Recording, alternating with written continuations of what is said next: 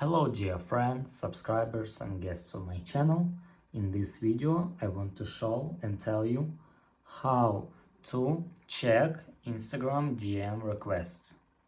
Please put your like, subscribe to my channel, share this video with your friends and let's get started. So first we need to go to Instagram. After that, click on the little icon here in upper right corner.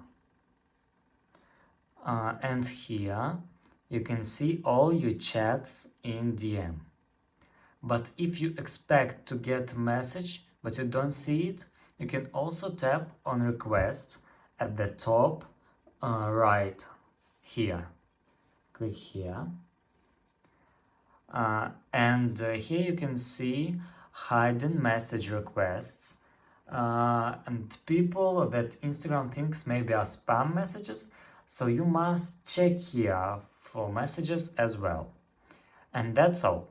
If you enjoyed this video and found it helpful, please put your like, subscribe to my channel and share this video with your friends. Bye bye everyone, see you later.